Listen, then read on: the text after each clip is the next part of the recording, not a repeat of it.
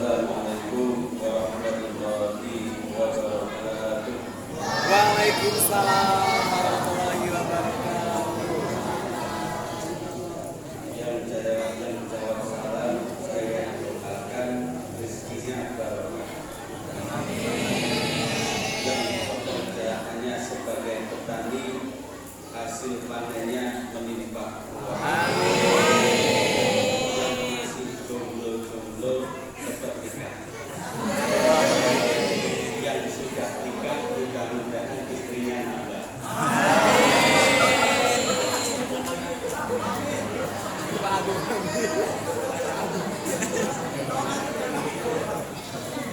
Maksudnya itu istrinya nambah solehah, nambah taat beribadah, kemudian bisa pergi ke Mekah dan Madinah. Allahumma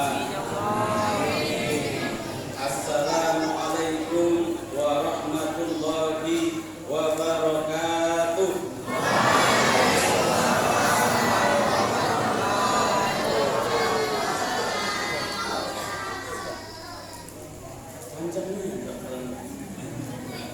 Semangat untuk tandanya Pak ya. Insya Allah menjadi anak soleh penerus pensiar agama Islam di desa Aman. Amin Allahumma. Alhamdulillahirabbil alamin alladzi aina maqadal ghafilin wa nafa'a bi tadbiril mu'minin falam yastahilu fid dunya wahdahu bal jamu bainad dunya wad din wa arafu ma li rabbih min al haqqi fa qama qiyamas sadiqin ahmaduhu hamdal hamidin asta'inuhu wa astaghfiruhu fa huwa ni'mal wa ni'mal mu'in asyhadu an la ilaha illallah wahdahu la syarika lah wa asyhadu anna sayyidana Muhammadan nabiyyul mustafal amin. Allahumma shalli wa sallim ala sayyidina Muhammadin wa ala alihi wa ashabihi wa man tabi'a hudahu bil ihsan ila yaumiddin amma ba'du. Sa'adatal muhtaramun a'izzatal kiram, para alim, para ulama, tokoh masyarakat, tokoh agama, wabil akhos, ini ada catatan khususnya. Wabil akhos Bapak Kepala Desa Bapak Gani Kusmadi, Ketua Karang Taruna yang sangat ganteng, saya kalah gantengnya. Ananda Aswadi, semangat nian tadi luar biasa. Kemudian pengurus Masjid Nurul Yakin dan Masjid Nurul Huda Al Hidayah yang saya hormati. Kemudian tidak lupa juga yang saya hormati Bapak Ketua BPD Dika Anggiawan. Mudah-mudahan beliau-beliau ini menjadi panutan kita yang selalu kita takzimi, yang selalu kita hormati, yang selalu kita harapkan barokah doa serta barokah ilmunya. Amin Allahumma. Ada pepatah mengatakan tak kenal maka tak, tapi pepatah itu tidak berlaku untuk saya. Karena saya belum kenal tetapi sudah sayang. Itu ada status itu nggak apa-apa Mas. Nama saya Bayu Septian Sugondo. Kalau di Prabumun itu lebih dikenal atau biasa dipanggil Bayu Sugondo Pak. Kalau ada nama Sugondonya berarti dari mana Pak? Jawa. Bukan dari Medan. Saya asli dari Jawa,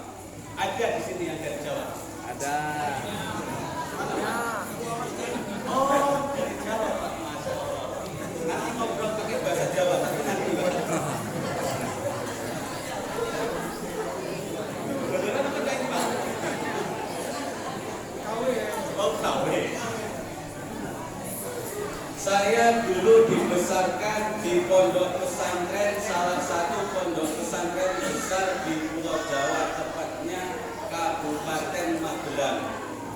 Kemudian setelah selesai di situ, saya melanjutkan di Universitas Sains Al-Quran Jawa Tengah, juga di situ. Di situ pondok pesantrennya Tahfidzul Quran Al-Asy'ariyah. Kemudian saya di Prabu Muni baru 6 tahun. Ada pondok pesantren juga di situ di Desa Muara Sungai. Nama pondok pesantrennya Pondok Pesantren Nahdlatul Ulama, Pondok NU. Jadi saya juga di situ, tepatnya di Kecamatan Campai, Desa Muara Sungai, Pondok Pesantren Nahdlatul Ulama. Bapak Ibu yang saya hormati, saya mau tanya dulu Bu, boleh apa enggak saya tanya Bu? Ibu-ibu ngantuk? Udah ngantuk? Bagus, masa saya baru mulai udah ngantuk? Berarti saya bikin ngantuk kok. Boleh Bu saya tanya? Saya tidak akan tanya anak gadis Ibu berapa, enggak akan tanya. Sebenarnya kita semua sekarang itu ngumpul di sini lagi ngapain? Ya Bu, jawab coba. Kita sebenarnya malam ini kok ngumpul-ngumpul di masjid bareng-bareng dari anak-anak, remaja masjid, karang taruna, ibu-ibu, bapak-bapak, mbak-mbak, semuanya kumpul di sini sebenarnya lagi ngapain? Ngapain coba? Jawab. Kalau nggak tahu maksudnya balik aja kita bubar. Kita sudah kalau hati selesai. Ayo, apa anak-anak? Siswa Mikrot, ibu-ibunya ngapain? Ibu-ibunya ngapain? Berumpi. Makan-makan. Bapak-bapaknya ngapain Pak? Kesini Pak. Mau minta izin kali lagi? Ibadah, apalagi? Silaturahim, apalagi? Peringatan Isra Mi'raj, apalagi? Kajian. Apapun namanya, apapun wadahnya, hakikatnya kita kumpul di sini itu sedang mencari ridho dari Allah Subhanahu wa Ta'ala. Jadi namanya Isra Mi'raj, hakikatnya kita juga sedang mencari ridho dari Allah. Silaturahim juga sedang mencari ridho dari Allah.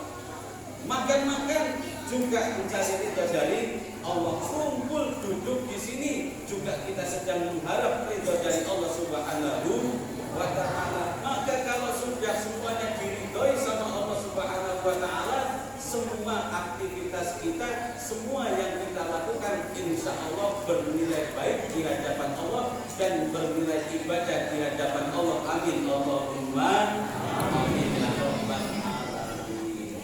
Bu, mau ibu-ibu yang ngomong apa saya yang ngomong? Kalau ngomong bareng-bareng siapa yang mau mendengarkan? Ngomongnya satu-satu apa bareng-bareng? Bareng-bareng.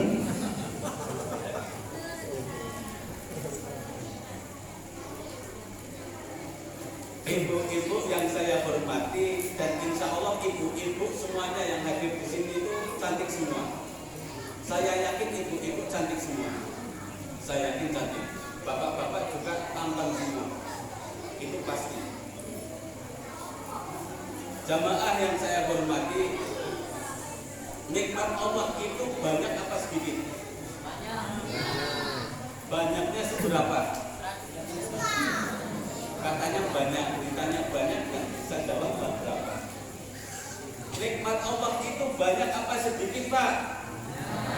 Banyak. Berapa banyaknya? Tak terhitung. Bapak pernah menghitung enggak nikmat Allah? Pernah enggak?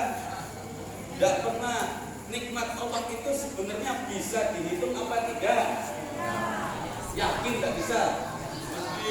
Bisa nikmat Allah itu dihitung, tapi saking banyaknya nikmat Allah yang telah Allah berikan kepada kita semua tidak bisa dihitung, tidak sanggup untuk menghitungnya satu per satu. Contoh, Ibu-ibu punya rambut apa enggak, Bu? Kok jawabnya ragu? Punya apa enggak? Yakin punya? Kok ragu? Ibu-ibu punya rambut apa enggak? Punya. Anak itu yakin kalau punya rambut. Saya curiga enggak punya rambut. Ibu-ibu punya rambut, kemudian sampai rumah ketika buka kerudung di hadapan suami, tiba-tiba sudah gundul. Kira-kira masih cantik apa enggak, Bu? Maksudnya masih cantik. Kira-kira suami kaget apa enggak? Kaget. Berangkat Isra Mi'raj masih punya rambut, balik dari Isra Mi'raj buka kerudung di hadapan suami, mau tidur rambutnya sudah tidak ada, gundul. Kira-kira ibu rela apa enggak kalau rambut ibu gundul dari sini?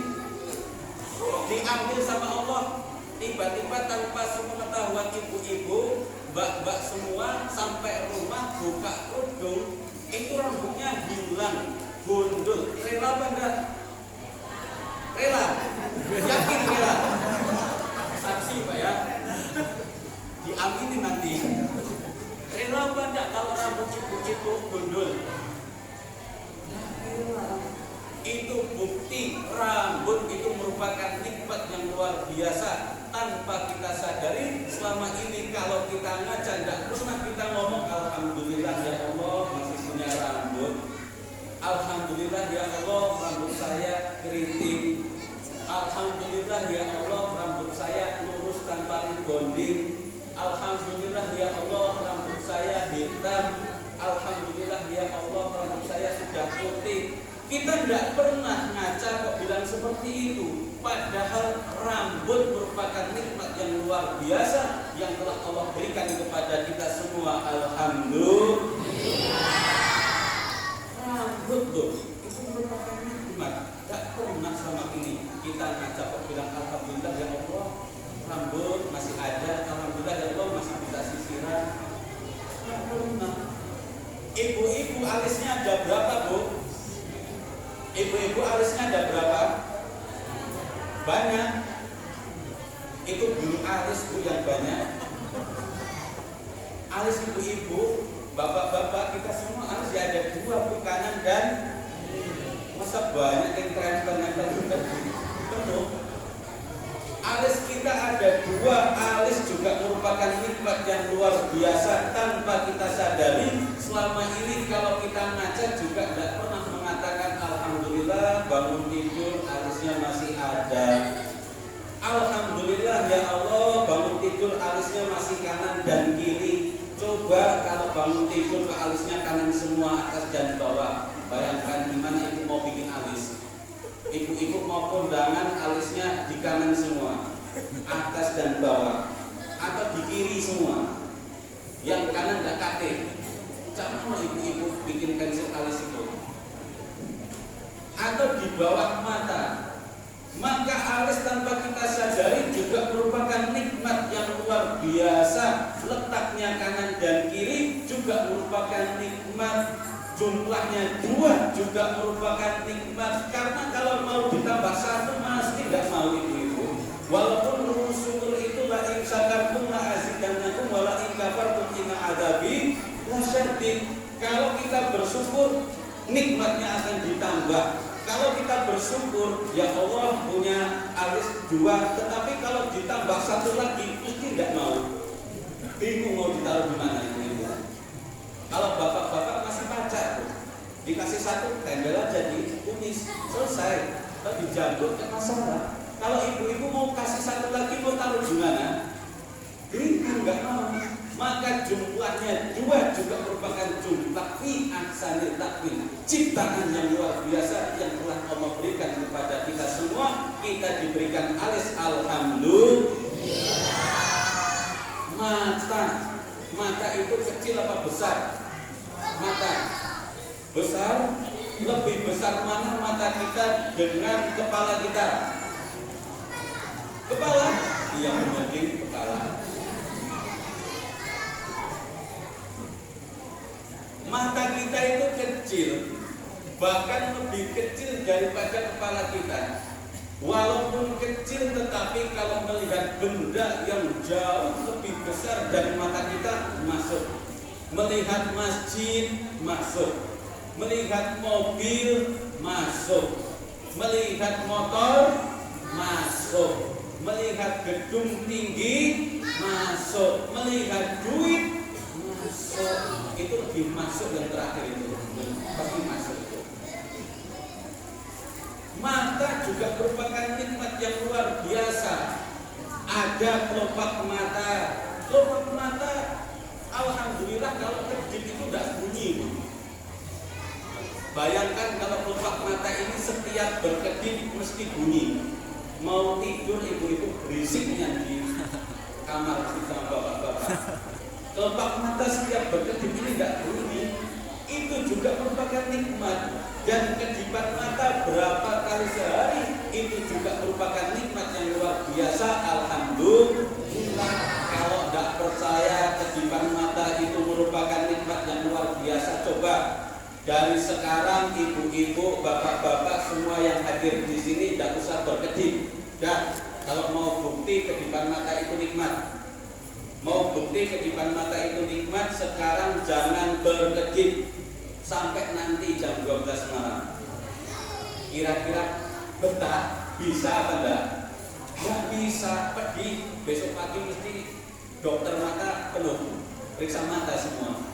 Itu bukti bahwasanya kedipan mata tanpa kita sadari juga nikmat yang luar biasa. Alhamdulillah. Belum hidung, belum mulut, belum telinga, belum tangan, belum kaki, belum usus, belum tulang, belum jantung, belum hati, belum empedu, banyak niat Pak. Maka tidak salah jika Allah mengatakan wa kita mau nikmat Allah la tuhsuha. Kalau kita mau menghitung satu persatu nikmat yang telah Allah berikan kepada kita semua, pasti tidak akan pernah sanggup untuk kita menghitung satu persatunya. Bisa kita menghitung, bisa. Tetapi kalau disuruh menghitung, tidak bakalan mampu untuk menghitungnya. Bapak Ibu yang saya hormati, ini peringatan Isra dan Mi'raj. Peristiwa Isra dan Mi'raj itu peristiwa yang tidak masuk akal sama sekali, yang mustahil. Kalau dipikir dengan pikiran manusia itu nggak akan sampai.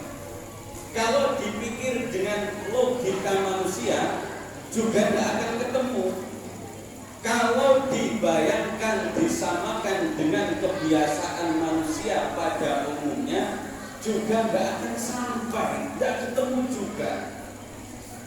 Perjalanan yang begitu panjang yang dilakukan oleh Rasulullah Muhammad SAW ditempuh dengan waktu yang sangat singkat, tidak masuk akal. Ini pelan-pelan Pak, karena benar-benar kita akan ini mati lampu atau mati lampu.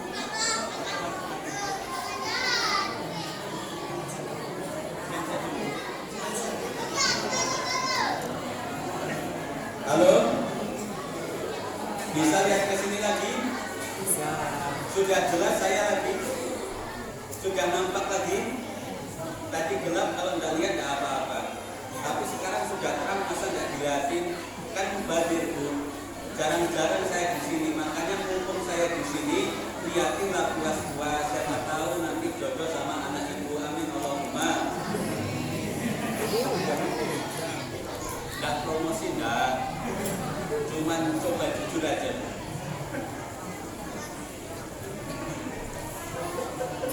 Sampai mana tadi?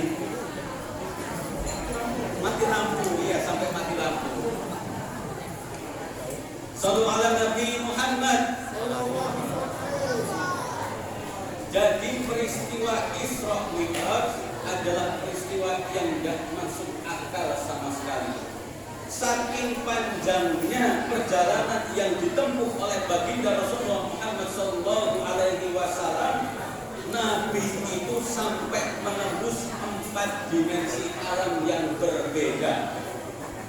4 dimensi alam yang berbeda ditempuh oleh Nabi Muhammad SAW. Saya yakin semua yang hadir di sini nggak pernah tembus dimensi lain. Paling dimensi untuk dimensi mimpi aja. Alam mimpi itu udah mantap. Selain itu bapak-bapak, ibu-ibu pasti belum pernah ke alam gaib, ke alam barzakh.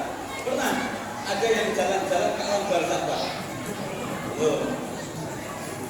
Kalau sudah ada yang jalan-jalan ke alam barzakh, agak takut juga saya. Maka perjalanan yang sangat jauh yang ditempuh oleh Kanjeng Nabi Muhammad SAW dengan waktu yang sangat singkat sampai menembus 4 dimensi alam yang berbeda. Minal Masjidil Haram ilal Masjidil Aqsa, dari kota Mekah ke kota Palestina, itu disebut dengan alam nasud. Alamnya manusia, alamnya panca indera, di mana mata kita masih bisa melihat, telinga kita masih bisa mendengar, lidah kita kalau dikasih jeruk walaupun belum dibuka ini kok ya dibungkus, ini sebenarnya boleh dimakan apa enggak Pak? Kok rapet nian, susahnya kita buka. Kan bingung Pak, ini sebenarnya hiasan baik apa suruh makan. Tadi itu saya mau buka, nanti aja nggak apa-apa.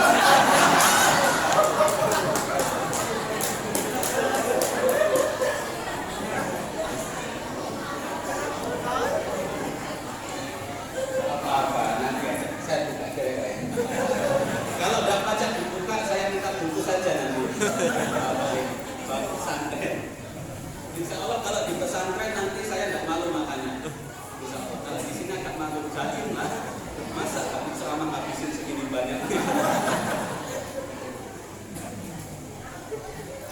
Itu disebut alam nasud. Minal Masjidil Haram ilal Masjidil Aqsa. Alamnya manusia, panca indera kita masih berfungsi.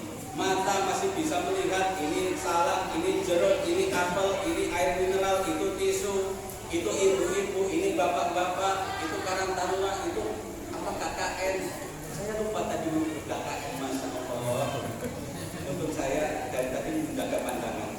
Kalau tidak menjaga pandangan, buyar materi saya ini. Tidak Pak, ini bercanda aja, tapi insya Allah serius.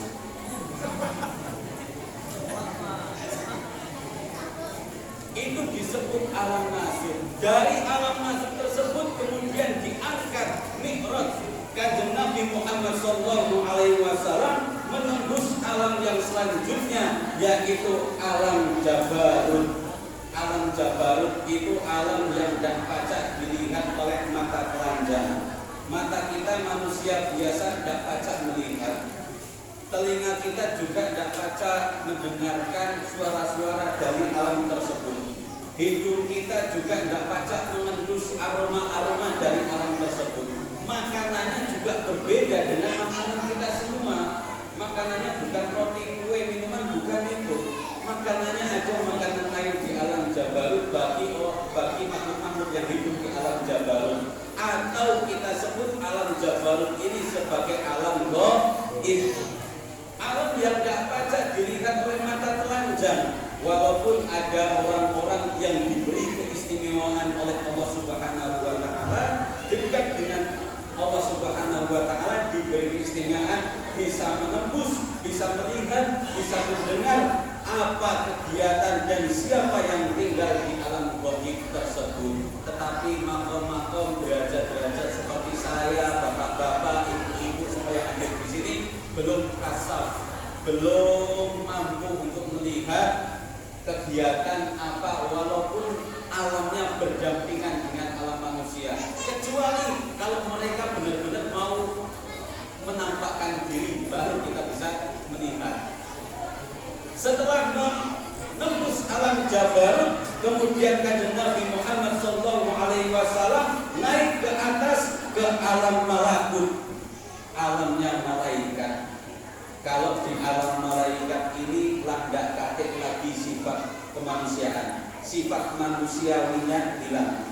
Sifat manusia yang kayak kita, galas ngomongin orang, suka menghibah, suka menjelekkan orang, suka maksiat, suka ninggalin sholat. Sifat-sifat seperti itu sudah hilang ketika masuk ke alam malakut. Yang tinggal adalah sifat malaikatnya saja. Jangankan sifat manusia, apalagi sifat hewan dan baca. Sifat setan juga tidak baca, karena tempat tersebut adalah tempat tinggalnya para malaikat. Makanya iman malaikat itu disebut la yazidu wa la yanqusu. Yang namanya iman malaikat itu tidak pernah bertambah dan tidak pernah berkurang. Yang namanya tambahnya iman, berkurangnya iman, indikasinya apa? Indikasinya adalah perbuatan baik, ibadah baik, dan perbuatan jelek atau maksiat kepada Allah Subhanahu wa Ta'ala. Kalau kita sedang beribadah, berarti itu tandanya iman kita sedang meningkat. Kalau kita sedang maksiat, ninggalin sholat, berarti itu tandanya iman kita sedang menurun. Tapi malaikat tidak. Ketika Allah perintahkan malaikat itu untuk sujud, sepanjang harinya, sepanjang waktunya, sepanjang dia masih hidup, maka yang dilakukan oleh malaikat hanya bersujud kepada Allah Subhanahu wa Ta'ala. Ketika malaikat ini diperintahkan untuk bertasbih kepada Allah, maka yang diperintahkan itulah yang hanya dijalankan ila yaumil qiyamah oleh para malaikat di hadapan Allah Subhanahu wa Ta'ala. Tak pernah malaikat itu maksiat. Bu, masih hidup? Soalnya kalau dipanggil udah ngawur, takutnya sudah bertindak alam gitu. Makanya kalau dipanggil jawab, Bu, biar saya tidak suruh dong. Bu, nah kan, Bu, ibu-ibu kalau dipanggil bapak-bapak di rumah gimana, Bu? Ibu itu dipanggilnya kemudian jawabnya gimana? Apa? Oh iya Mas. Ngapain? Apa iyo? Yang harus Bu kalau dipanggil bapak-bapaknya, panggilnya apa Pak? Sayang Bu. Sayang. Iya Kakanda. Kok jadi kayak kerajaan nih ucapannya. Ibu-ibu yang saya hormati, kemudian gak ada Bu yang namanya malaikat. Gak pernah ibu-ibu tahu malaikat kok pergi ke tempat karaokean. Pernah ibu-ibu lihat malaikat ke karaokean? Pernah. Ibu-ibu pernah lihat malaikat selingkuh sama istri tetangga? Ada. Makanya malaikat itu imannya la yazidu wa la yanqusu, tidak pernah berkurang dan tidak pernah bertambah.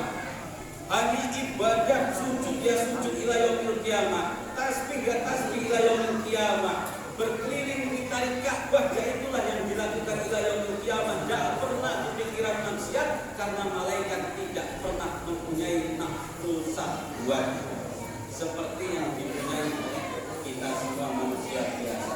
Kalau kita berbeda imannya dengan iman para malaikat, disebutkan kalau iman kita yazidu wa yanqusu, kadang-kadang bertambah, kadang-kadang kurang, kadang-kadang naik, kadang-kadang turun. Ya pokoknya naik turun lah, kayak bapak-bapak naik turun gitu. Ya itu iman kita itu seperti itu. Manusia biasa kadang naik, kadang turun. Kalau kita lagi ibadah, ya itu tandanya iman kita sedang naik. Kalau kita tinggalin ibadah, melakukan maksiat, berarti iman kita sedang turun.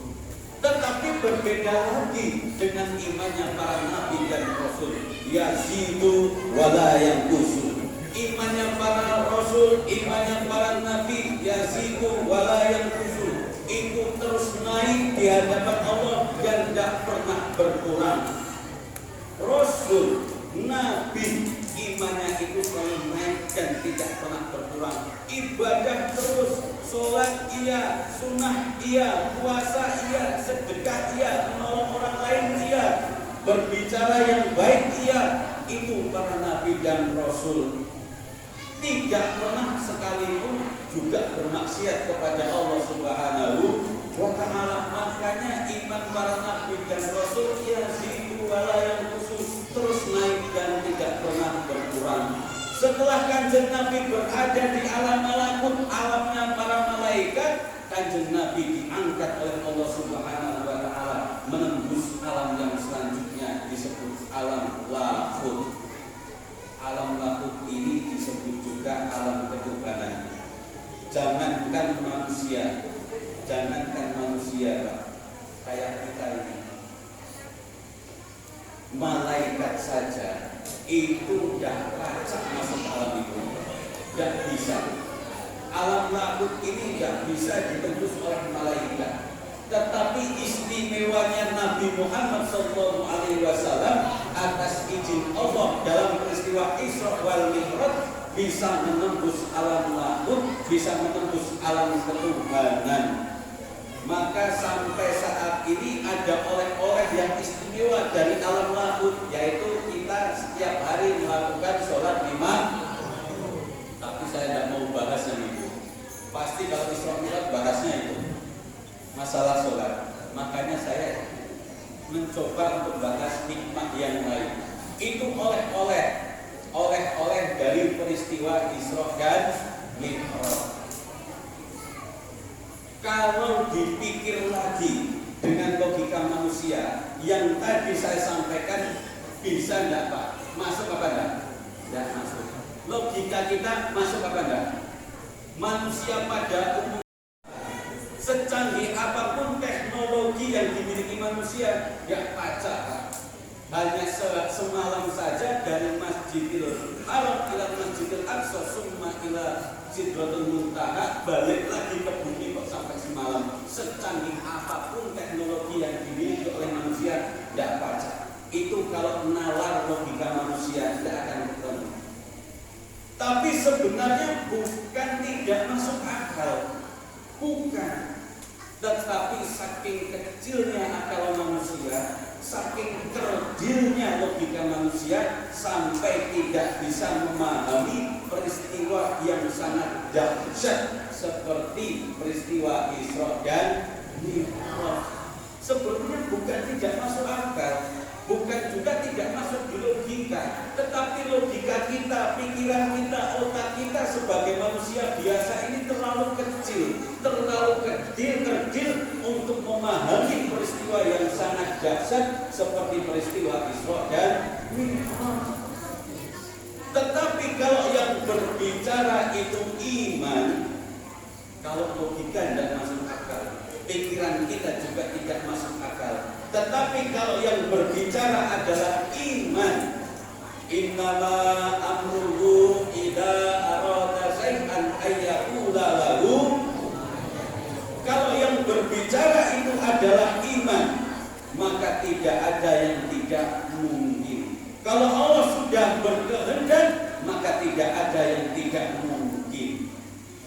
Itu peristiwa yang tidak masuk akal. Kalau Allah sudah berkehendak, tidak ada yang tidak mungkin.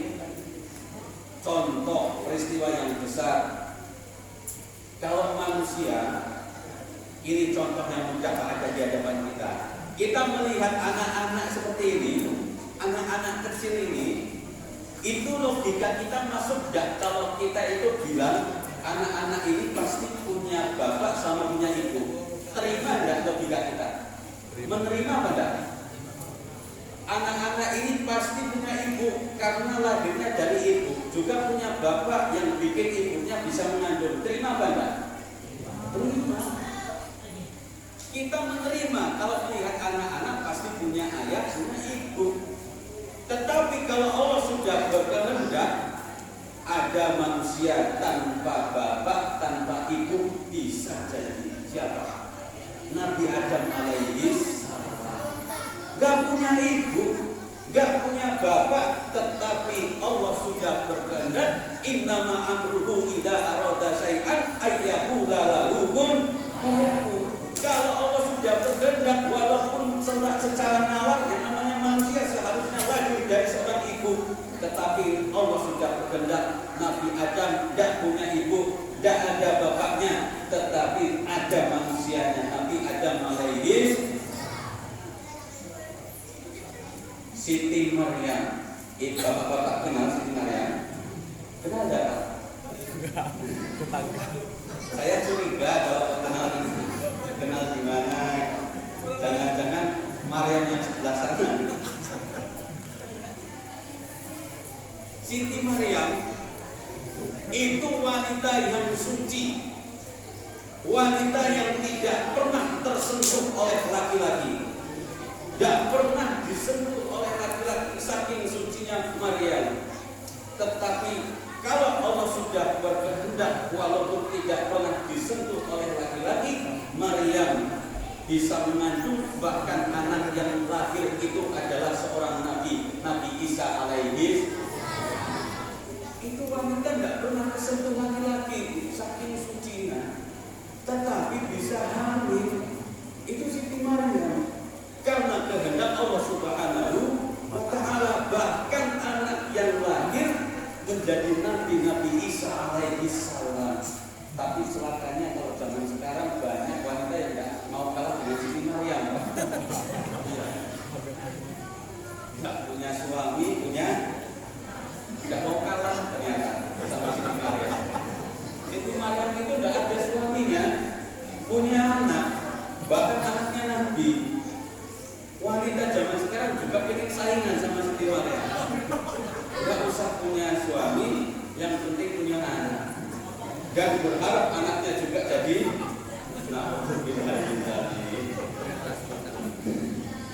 jangan Bu ya, mbak-mbaknya juga jangan. Lebih baik menikah sama yang masih jomblo-jomblo ini. Insya Allah yang hadir di sini yang jomblo itu terbukti solehnya. Amin. Terbukti baiknya. Amin. Karena apa? Tidak mungkin Pak, tidak mungkin kita yang ada di tempat yang baik. Masjid baik apa enggak? Baik. Enggak ada yang bilang masjid itu enggak baik. Masjid ini tempat yang paling mulia, tempat yang paling baik. Maka orang yang duduk di masjid, duduk bermajelis taklim di masjid, insya Allah dikehendaki oleh Allah Subhanahu wa Ta'ala untuk menjadi manusia yang baik. Allahumma amin. Makanya mbak-mbak jangan jauh-jauh kalau mau cari jodoh, yang dekat-dekat saja. Kalau saya sudah ada yang punya, yang depan saya ini loh, ketua karantina Mas sudah punya istri? Oh belum, tapi sudah punya calon? Banyak. Gak bisa sembunyi Mas, udah ketahuan mau bilang belum, tapi gak berani, gak ada yang tahu. Jadi apa itu iman? Iman adalah sesuatu yang disandarkan hanya kepada Allah Subhanahu wa Ta'ala. Orang yang hidupnya hanya bersandar pada Allah, dijamin hidupnya itu nyaman dan aman. Itu pasti.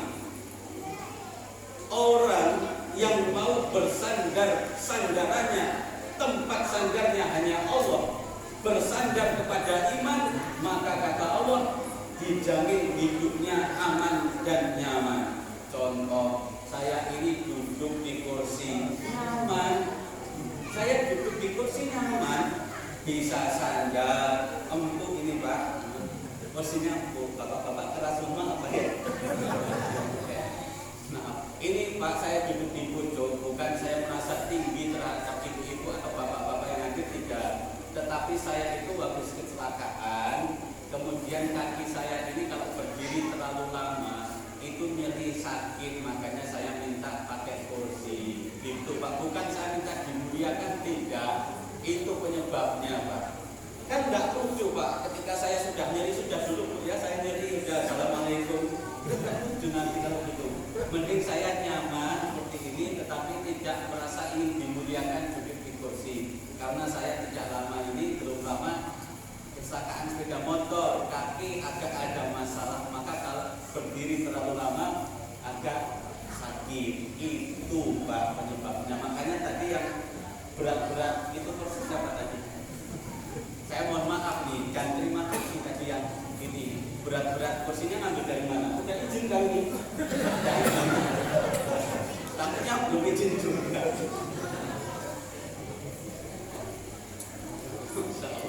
Sallu ala Nabi Muhammad. Jadi kalau sandarannya adalah iman pasti nyaman. Saya duduk di kursi empuk ada sandaran saja nyaman. Selama kursinya masih ada, bisa sandar nyaman.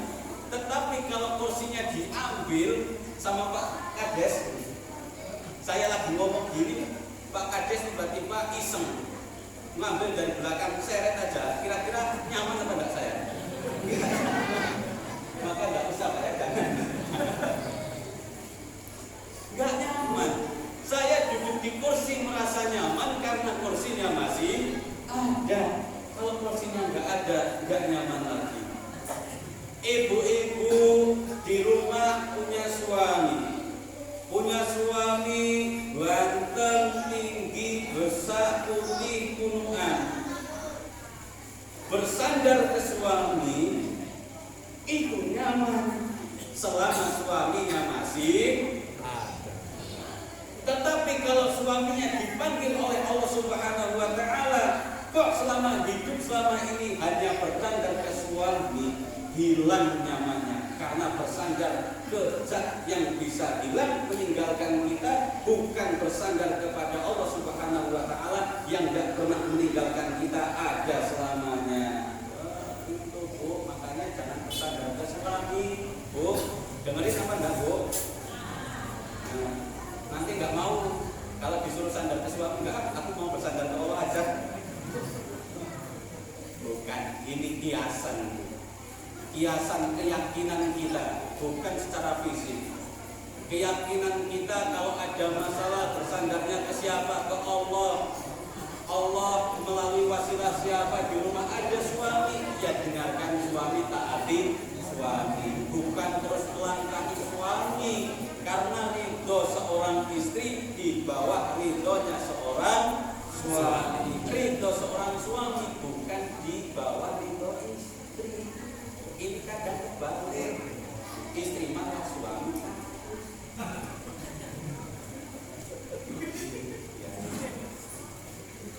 Dan bapak-bapak itu kebanyakan usianya lebih cepat habis daripada ibu-ibu. Itu serius Pak. Jangan khawatir Pak, jangan takut. Karena dari riset membuktikan laki-laki atau suami itu lebih cepat mati daripada istri.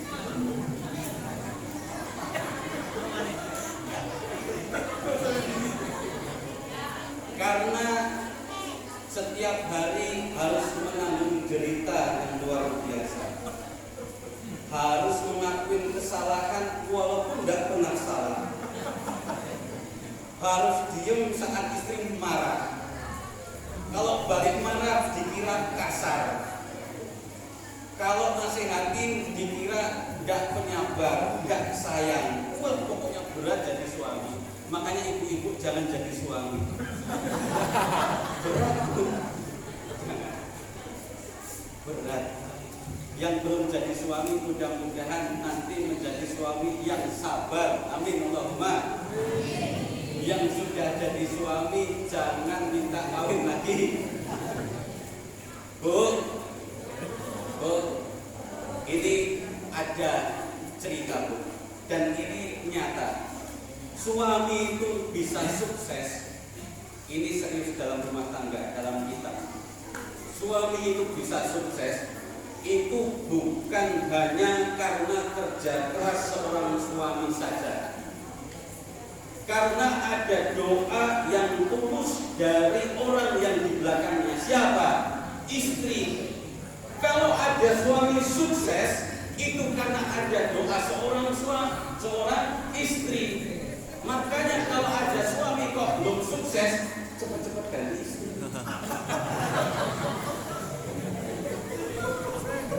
Oh, enggak sukses-sukses sudah 20 tahun. Cepat-cepat ganti.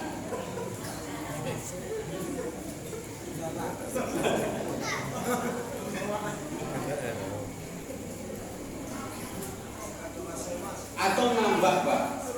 Karena semakin banyak yang mendoakan, potensinya sukses semakin besar. Kalau satu yang mendoakan aja bisa sukses, apalagi banyak yang mendoakan. Apa yang mendoakan? Setuju? Setuju, Pak ya? Setuju. Ibu-ibunya payah. Besok tidak usah diundang lagi. Gawat. Bu, contoh dalam rumah tangga itu ada 4. Yang pertama, suami soleh, istrinya nakal. Istrinya tidak benar, suaminya soleh. Seperti kanjeng Nabi Nuh alaihi salam. Kanjeng Nabi Nuh itu soleh, Nabi kok, tetapi istrinya nakal. Istrinya tidak benar. Contoh yang pertama. Contoh yang kedua, suaminya nakal, istrinya juga nakal. Abu Jahal. Itu Abu Jahal, suami istri nakal semua. Tidak benar sama sekali. Tidak ada yang benar. Contoh yang ketiga, istrinya solehah, suaminya yang nakal. Siapa? Fir'aun. Fir'aun itu istrinya solehah, sangat solehah. Suaminya yang nakal. Contoh yang terakhir, yang keempat, suaminya soleh, istrinya soleh. Nabiullah Ibrahim alaihi. Berarti ibu-ibu pengen contoh yang keberapa? 4. Suaminya soleh, istrinya. Tetapi Nabi Ibrahim itu istrinya 2.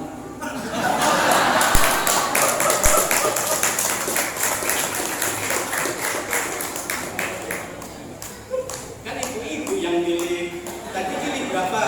4 kan? Nabi Ibrahim. Suaminya soleh, istrinya soleh. Tapi Nabi Ibrahim istrinya 2.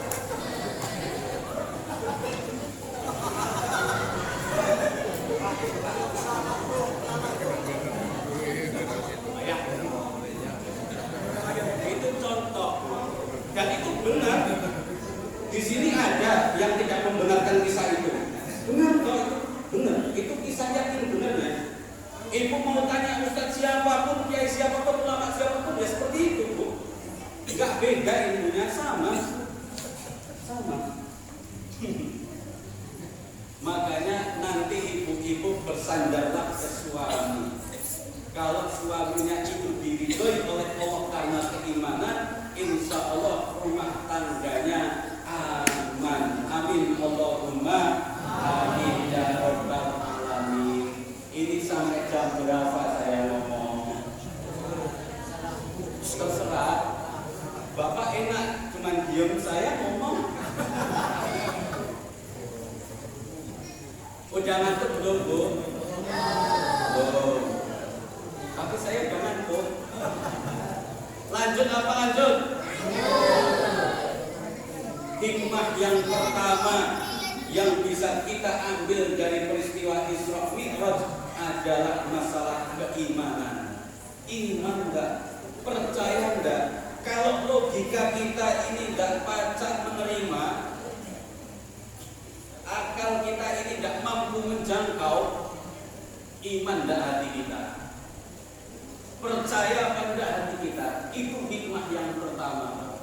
Karena dulu kanjeng Nabi Muhammad SAW setelah turun Mi'raj menerima perintah untuk melaksanakan sholat disampaikan kepada kaumnya, itu sampai di bumi itu dalam kitab diterangkan bingung, Pak, kebingungan. Bingung.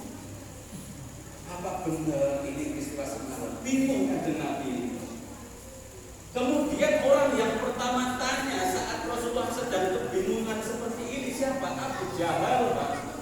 Abu Jahal itu menjadi manusia yang pertama tanya sama Rasul, Muhammad, ngopo kamu ini bingung? Kok kejinuan sak bingung itu. Kenapa? Ini yang tanya Abu Jahal. Di sini ada yang namanya Abu. Tapi mudah-mudahan nggak diterusin jahalnya. Abu siapa? Abu Latif, Abu siapa? Tapi jangan Abu Gosok sama Abu Jahal. Kemudian Abu Jahal bertanya seperti itu. Kanjeng Nabi Muhammad ini dengan polosnya menceritakan kepada Abu Jahal, saya ini semalam habis dari kota Mekah ke kota Palestina, kemudian diperjalankan oleh Allah Subhanahu wa Ta'ala menuju Sidratul Muntaha, balik lagi sampai ke bumi dalam semalam saja. Semalam. Abu Jahal tidak percaya, namanya Abu Jahal, mana mungkin percaya? Hah? Apa benar? Benar, Mak? Benar hal? Benar apa enggak? Benar, yakin, serius. Mosok sih? Iya. Ini polosnya Nabi Muhammad ketika ditanya oleh Abu Jahal. Abu Jahal ini ketika mendengar peristiwa Isra Mi'raj yang diceritakan oleh Nabi Muhammad, senang, Pak. Bahagia, gembira. Bukan enggak senang Abu Jahal. Tetapi senangnya Abu Jahal ini berpikiran, wah ini kesempatan. Nabi Muhammad inilah gila ini. Masa ada manusia bisa berjalan seperti itu sampai ke langit? Padahal zaman dulu kan belum ada pesawat. Satu-satunya yang bisa terbang adalah burung. Mana mungkin manusia bisa terbang balik lagi ke bumi? Wah, ini Muhammad lagi loh. Selesai ini dakwah Islamnya. Itu pikiran Abu Jahal. Seneng Abu Jahal. Tetapi senangnya karena ini menganggap, wah ini selesai dakwahnya Nabi Muhammad. Muhammad, boleh enggak saya undang orang-orang Mekah kumpul di sini, kemudian untuk mendengarkan cerita kamu ini semalam kamu habis seperti itu. Boleh apa enggak? Boleh, silahkan. Kemudian Abu Jahal ini mengumpulkan orang-orang Quraisy, mengumpulkan orang-orang Mekah, berkumpul di bawah suatu bukit. Kanjeng Nabi Muhammad dituntun oleh Abu Jahal ke atas bukit. Ini juga peristiwa yang menarik, Pak. Abu Jahal menuntun Nabi, tidak pernah musuhan ketuntunan. Bapak musuhan sama istri aja mau gandengan tangan, sungkan, ya enggak? Itu lagi bermarah, lagi marahan sama tetangga, gandengan sama tetangga aja nggak berani. Ini Abu Jahal, ketuanya dedengkotnya Quraisy, kaum kafir Quraisy, itu menggandeng tangan Kanjeng Nabi Muhammad naik ke pucuk bukit, disaksikan oleh para orang-orang Mekah. Makanya orang-orang berkumpul kok heran, loh, itu pada Abu Jahal menggandeng Muhammad naik ke pucuk bukit nak ngapain? Heran. Satu dari dedengkot Quraisy, satu dari pemimpin Muslim Islam Nabi Muhammad SAW. Ketika berkumpul seperti itu, sudah dikumpulkan, Abu Jahal bikin woro-woro. Jadi panitia pertama peringatan Isra Mi'raj itu Abu Jahal. Iya, yang ngumpulin orang untuk mendengar kisah Isra Mi'raj siapa Pak dulu? Abu Jahal. Ngumpulin orang untuk mendengarkan Nabi, untuk bercerita kisah Isra Mi'raj itu siapa? Abu Jahal. Makanya panitia Isra Mi'raj ini keturunan hero ini di Abu Jahal. Tapi bedanya dulu Abu Jahal itu tidak pakai yang bungkusan itu. Ngumpulin orang Quraisy, orang Mekah dikumpulin untuk mendengarkan kisah Isra Mi'raj. Panitia pertama ini. Jadi kalau tidak pakai Abu Jahal, kita tidak pacak ngadain Isra Mi'raj malam ini. Jadi berterima kasihlah pada Abu Jahal. Berkat kebaikan Abu Jahal mau mengumpulkan jamaah kota Mekah tanpa jeruk, tanpa salah, tanpa apel, itu mau kumpul mendengarkan Isra Mi'raj. Itu Abu Jahal. Perjuangan yang luar biasa Abu Jahal ini. Tepuk tangan untuk Abu Jahal.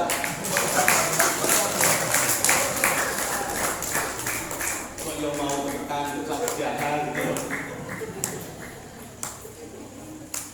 Ini Abu Jahal. Ketika diceritakan seperti itu, bla bla bla dari A sampai Z sampai selesai Isra Mi'raj, Semua orang yang tadinya ingkar, yang tadinya kufur, yang tadinya tidak beriman kepada Nabi Muhammad, tambah tidak beriman, tambah kufur, tambah meninggalkan Islam, tambah tidak percaya sama Nabi Muhammad karena peristiwa yang tidak masuk akal seperti itu diceritakan.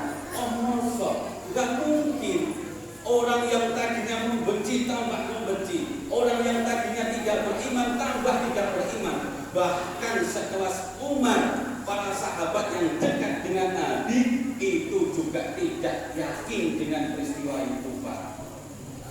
Sekelas Umar, sekelas Utsman, sekelas Ali bin Abi Thalib mendengar peristiwa Isra Mi'raj itu jadi ragu, nggak yakin, nggak percaya. Apalagi potongan-potongan kayak kita. Kalau hidup di zaman Nabi pasti kita juga ikut Abu Jahal. Nggak mungkin percaya juga. Kita percayakan sekarang, iya enggak?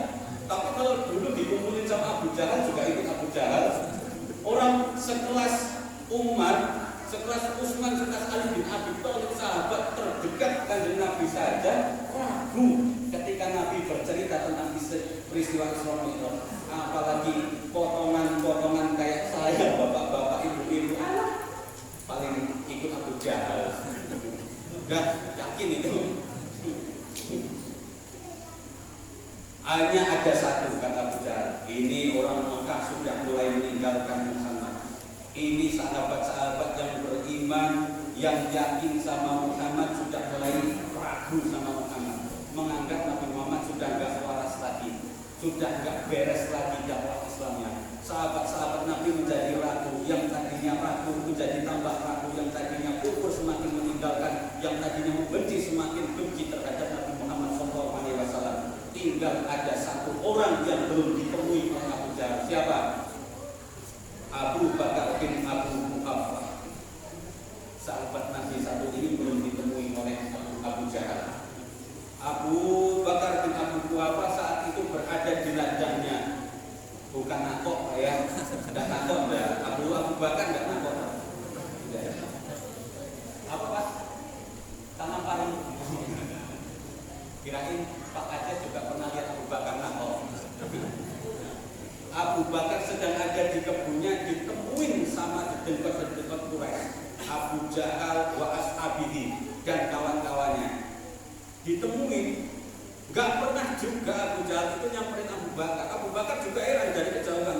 Lah, ini orang apa ini? Nggak pernah dia nyambangin aku, kok tiba-tiba sekarang kok dengan baik hati datang ke ladang. Ada apa ini? Cerita Abu Jahal. Abu Bakar, oi. Iya, nah itu Pak, percaya sama saya. Oi, Abu Bakar, oi, apa?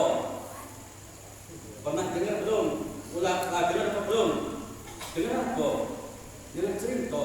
Cerita apa? Cerita Muhammad. Kenapa Muhammad? Kata Muhammad itu semalam dia habis melakukan perjalanan dari Mekah ke Palestina, kemudian naik ke langit ketemu sama Allah, balik lagi semalaman. Nggak masuk akal kan? Percaya nggak kamu? Itu yang cerita siapa ke kamu? Muhammad. Benar yang cerita Muhammad? Iya. Kalau yang cerita Muhammad maka itu benar. Itu saya yakini dengan 100%. Bahkan kalau di hadapan saya, kata Abu Bakar, kalau di hadapan saya ini ada tembok warnanya hitam, kemudian Nabi Muhammad SAW mengatakan tembok ini warnanya putih, maka saya urungkan pandangan saya akan mengatakan itu warnanya putih. Saking yakinnya Abu Bakar terhadap Nabi Muhammad SAW. Gak usah tepuk tangan.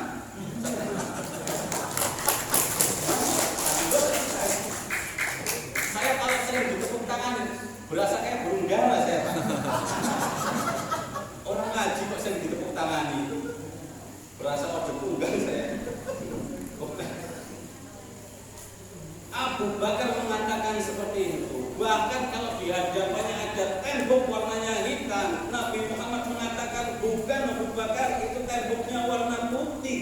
Maka saya akan yakini tembok itu warnanya putih. Saking yakinnya Abu Bakar dengan perkataan Nabi Muhammad SAW. Gagal Abu Bakar.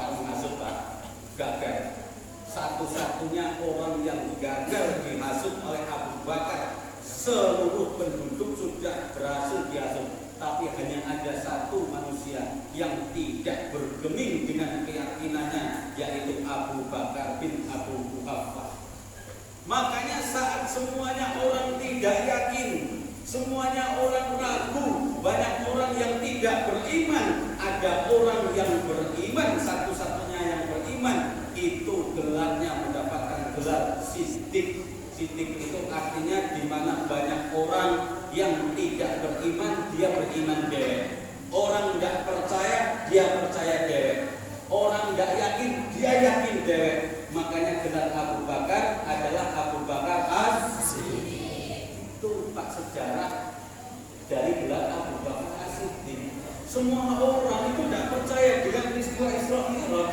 Bahkan sekelas sahabat-sahabat yang lain juga ragu dengan peristiwa Isra Mi'raj.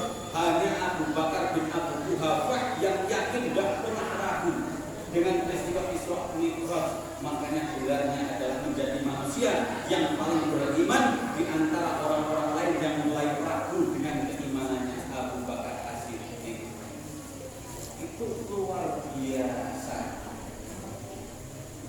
Ini sampai jam berapa sebenarnya Pak? Nanti kalau saya lanjut terus bubar, ini tinggal yang ke depan satu keluar lagi, tinggal yang di depan saya ngomong kok lah kosong.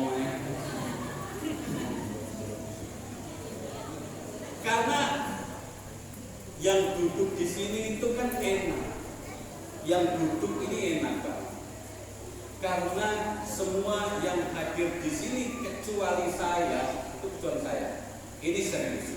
Yang hadir di sini, yang duduk ini kecuali saya, sekarang jaraknya itu sedang sangat dekat dengan surga. Ini serius, tidak bohong. Yang duduk di sini kecuali saya, jaraknya sangat dekat dengan surga. Pengen masuk surga pada? Syaratnya cuma satu, mati.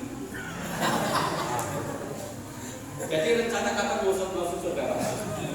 Ibu-ibu mau cepat masuk surga pada? Tadi katanya amin, dekat dengan surga. Nah sekarang saya tanya, mau cepat masuk surga pada? Belum. Kapan kira-kira?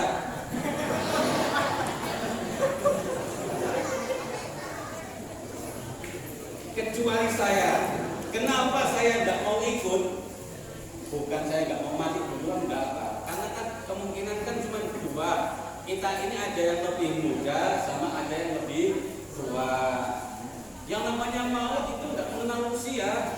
Saya lebih muda, bisa saya belakangan, bapak-bapak duluan, itu bisa. Atau bapak-bapak duluan, saya belakangan, itu juga bisa. Sama Pak. Terserah saya lah.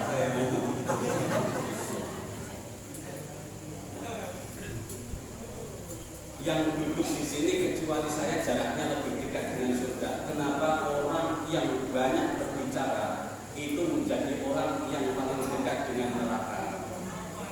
Itu maksudnya ke situ Pak, jangan situ dan dulu saya mendoakan mati enggak.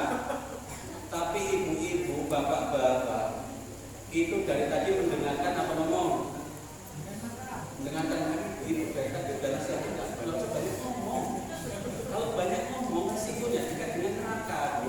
Orang yang banyak ngomong itu resikonya dekat dengan neraka. Orang yang banyak mendengarkan, apalagi mendengar kajian, itu sangat dekat dengan jaraknya dengan surga. Ibu-ibu sampai rumah nggak usah banyak ngomong, nggak usah cerewet, ya cepat masuk surga.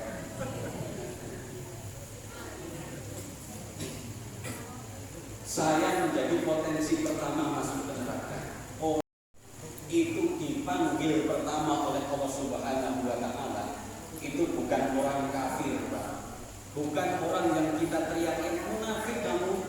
Bukan orang yang kerjaannya maling. Bukan orang yang kerjaannya begal. Bukan pencuri segala macam ahli maksiat. Bukan. Tetapi ketika Allah Subhanahu wa Ta'ala menyalakan api neraka untuk pertama kali, yang dipanggil, yang akan dimasukkan ke dalamnya adalah siapa?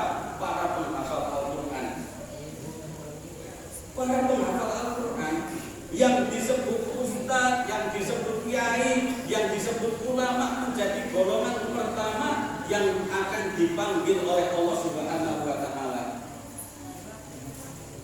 Kalau keliru dalam niatnya, kamu menghafalkan Al-Quran untuk apa?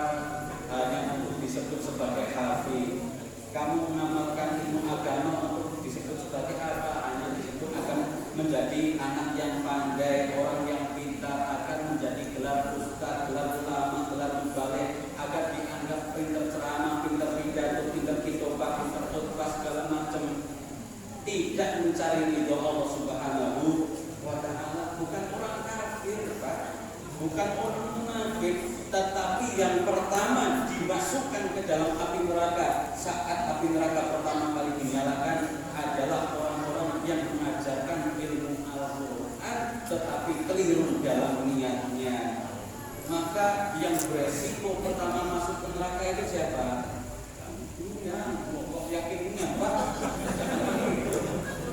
Jangan jujur-jujur main itu, Pak. Resiko, makanya mohon maaf kalau bapak-bapak habis saya nanti bungkus itu resiko karena kompensasi saya masuk neraka jadi buah-buahnya banyak.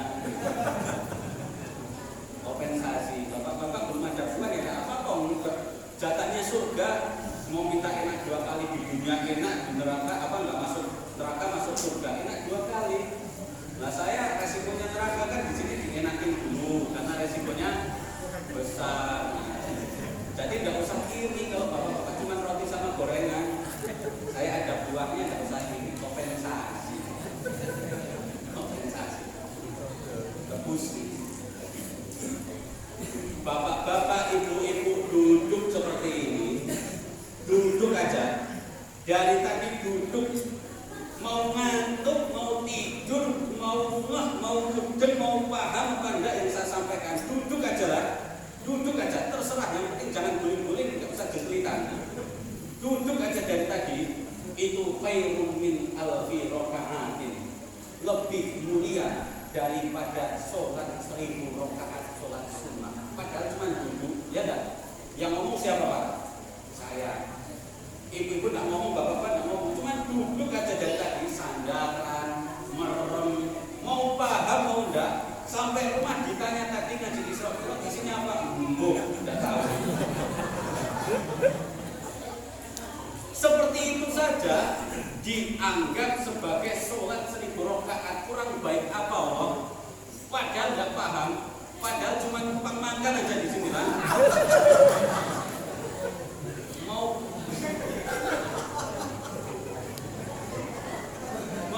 Mau ngabisin makanan snack aja yang belakang saya lihat soalnya udah habis semua. Ternyata ibu-ibu ini lebih cepat ngabisin makanan. Kalau bapak-bapak masih utuh, Pak Lurah masih utuh, tapi udah sobek Bapak tahu saya. Ini paling enggak masih banyak. Saya lihat ibu-ibu udah kosong semua piringnya di belakang. Jadi walaupun di sini cuma tidur, nggak tahu apa yang disampaikan, tetapi tetap dianggap sebagai khairun min alfi raka'atin, lebih mulia daripada duduk sholat 1000 rakaat sholat sunnah. Bapak-bapak terawih berapa rakaat di sini, Pak? Berapa rakaat? 11 sama witir. Berat apa ringan? Sholat tarawih setiap Ramadan itu terasa berat apa ringan? Berat. Ngantuk, apalagi kekenyangan habis balas dendam buka puasa.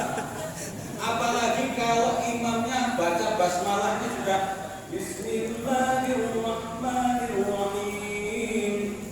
Lamo ini. Baca Bismillah nyobain lama itu pakai nada-nada. Oh, bukan Ustaz itu yang kemarin, cepet yang kemarin. Kalau Ustaz ini, baca basmalah kayak mana? Lampau ini sholat tarawih. Itu cuma 11 Pak. 11 rakaat. Bayangkan kalau disuruh Pak nanti habis Isra Mi'raj sholat sunnah ya berapa? 1000 rakaat. Kuat apa enggak? Sholat 11 rakaat. Tarawih aja cuman sampai pertengahan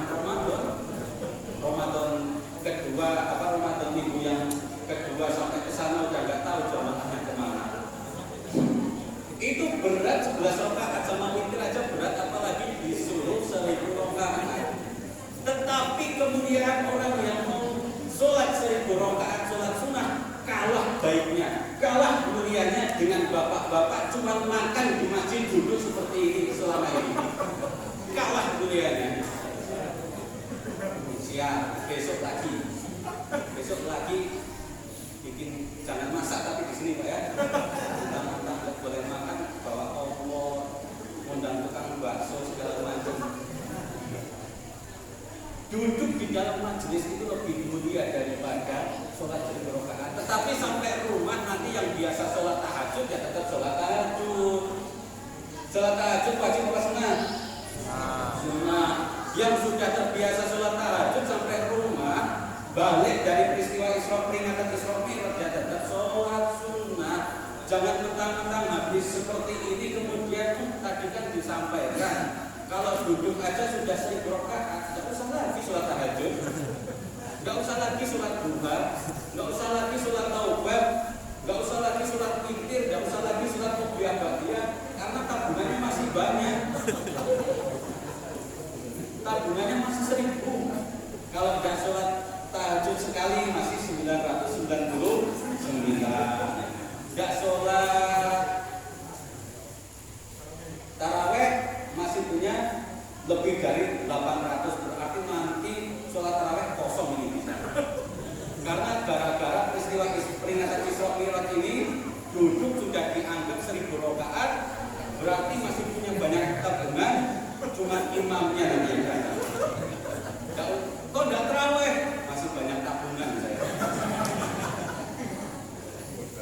Sampai nanti lebaran, sampai nanti puasa yang akan datang juga belum habis itu. Masih punya tabungan banyak. Bukan seperti itu Pak. Maksudnya itu kemuliaan. Pahalanya kalau mau disamakan, kalau mau dihitung, itu sama seperti pahala orang duduk di dalam majelis taklim 1000 rakaat. Bukan untuk menggantikan, bukan.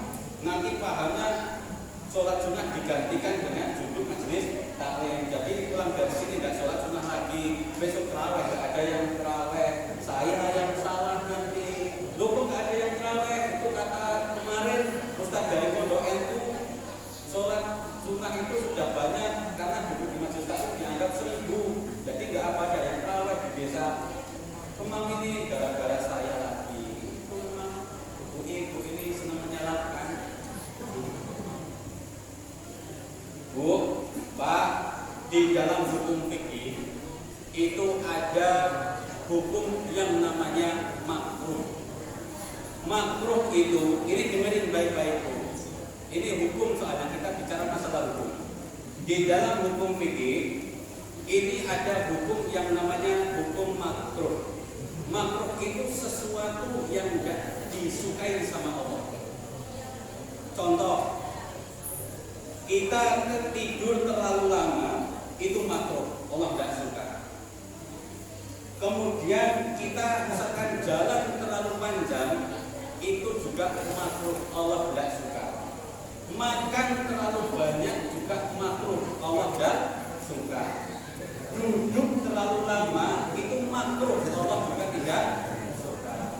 Ngomong terlalu lama juga makruh, Allah tidak. Jadi mohon maaf.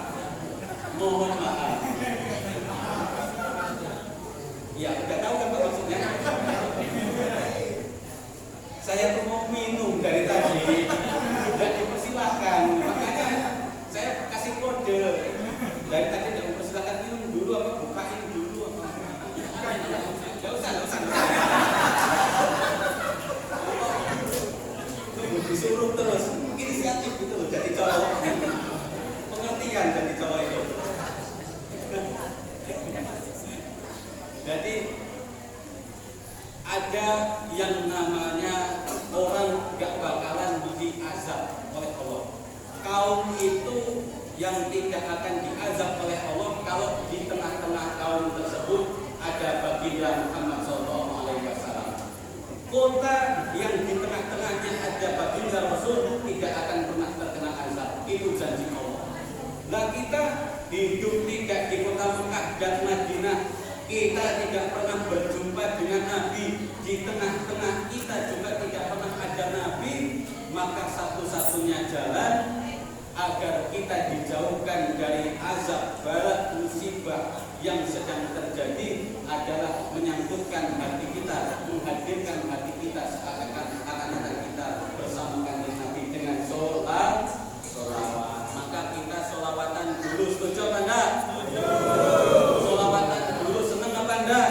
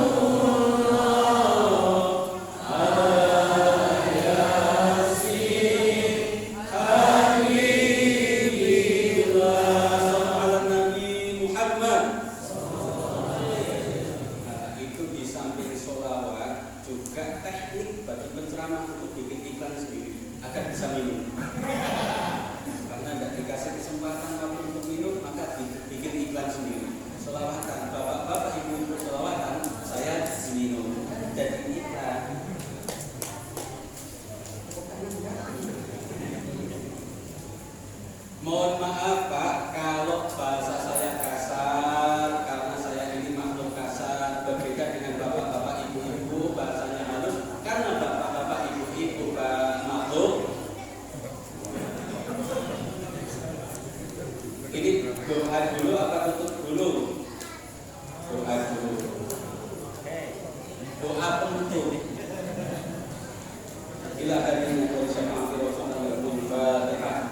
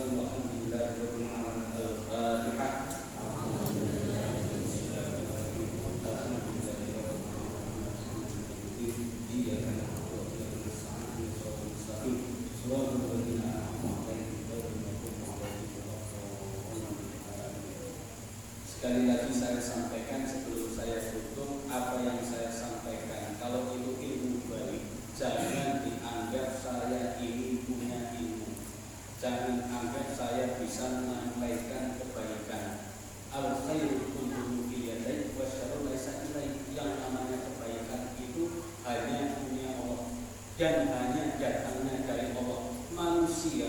sekecil apapun, sedikit apapun, tidak pacak bikin kebaikan, tidak pacak memberi kebaikan, maka kalau ada kebaikan yang saya sampaikan minallah, itu dari Allah dan benar-benar inilah punyanya Allah. Jangan anggap saya ini pandai, jangan anggap saya ini orang yang berilmu, karena itu semua merupakan titipan dari Allah Subhanahu wa Ta'ala. Ilmu ini yang dulu disampaikan oleh malaikat Jibril kepada baginda Rasulullah Muhammad SAW, Nabi Muhammad menyampaikan kepada para sahabat, sahabat menyampaikan kepada para tabi'in, tabi'in menyampaikan kepada mutabi'in, tabi'in menyampaikan kepada mutabi'in, tabi'in menyampaikan kepada mutabi'in, menyampaikan kepada mutabi'in, sampai intinya kepada kita semua saat ini. Itu hanya wasilah saja, tetapi ilmu hakikatnya hanya Allah Subhanahu wa Ta'ala. Wallahu a'lam bishawab. Wassalamualaikum warahmatullahi wabarakatuh.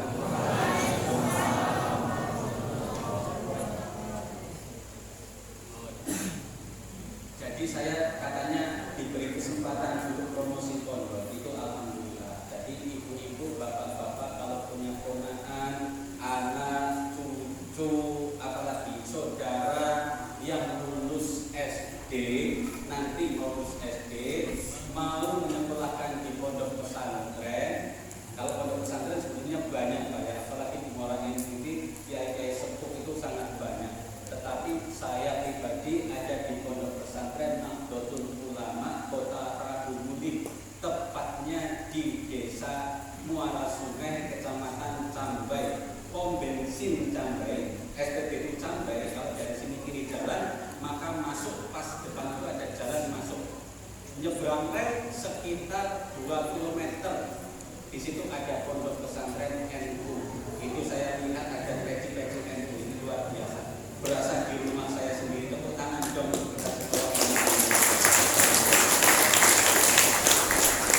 Maka saya berasa di keluarga sendiri, Pak, karena saya datang ke sini akidahnya sama.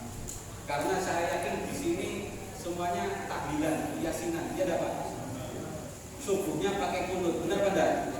Berarti saya itu benar-benar serasa sedang di keluarga sendiri, keluarga besar Jamiah Nahdlatul Ulama. Saya mau tutup lagi. Gara-gara ini Dimas, saya mau lagi tutup lagi nanti. Ya sudah Pak ya, saya tutup lagi. Mudah-mudahan ini menjadi awal silaturahim saya dengan bapak-bapak, ibu-ibu semua, adik-adik, mas-mas, semuanya yang hadir di sini. Tidak mengurangi rasa hormat saya kalau ada kekhilafan, ada kata-kata yang melekit, yang menusuk hati, yang nyinggung, yaitu bukan kesengajaan. Masa kamu sengaja nyinggung? Kan nggak mungkin. Kalau sengaja minta rumput ini